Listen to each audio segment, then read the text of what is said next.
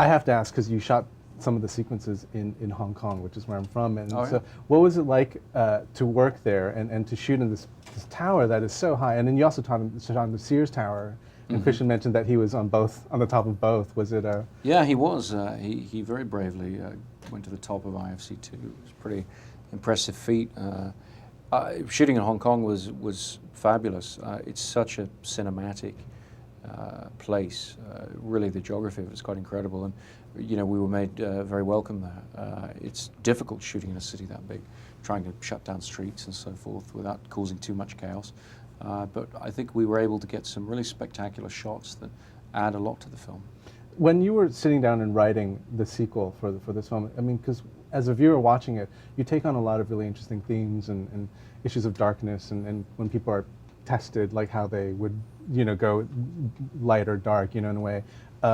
What is your take on it now that you're finished and now you can watch it and stuff? And were these the things that you wanted to talk about when you were doing Dark Knight then? I think that we've definitely, it's clear to me now that we've made the film that we set out to make, the film that we thought it was a good idea to make. Really now it's down to putting it in front of audiences and seeing if they agree. We're excited to do that, but there's a big degree of nervous anticipation that comes with putting a sequel out, particularly when people have liked the first film. You really hope that you've managed to build on what you had on the first film and given the audience something fresh.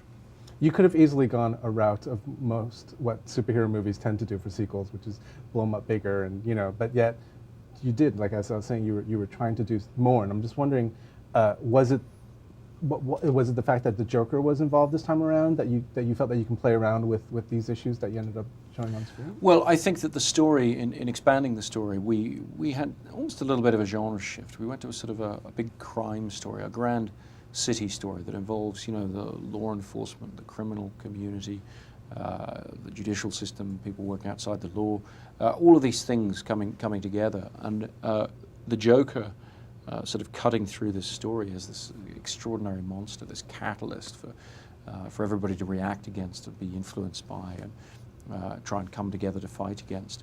I think that gave us a very grand scale story, so that in trying to inflate the action of the piece and trying to be bigger than we had been the first time, hopefully that's coming from a narrative thrust, that's coming from an expanding narrative. I know that you edited this film, a lot of it back home, because I know you did a studio of sorts, an editing suite.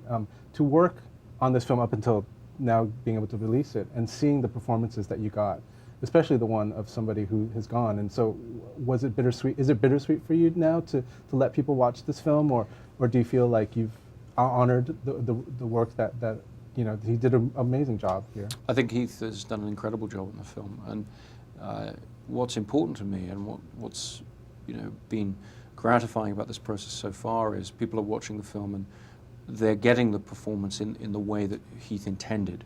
And I felt that to be my responsibility in putting the film together. So I'm very, very gratified, that people are seeing just the great work that he put into this character. I think it's an extraordinary piece of acting. It's an impressive film through and through. Thank you very much. It's Thank really you. nice talking to you. Thank you. Thanks.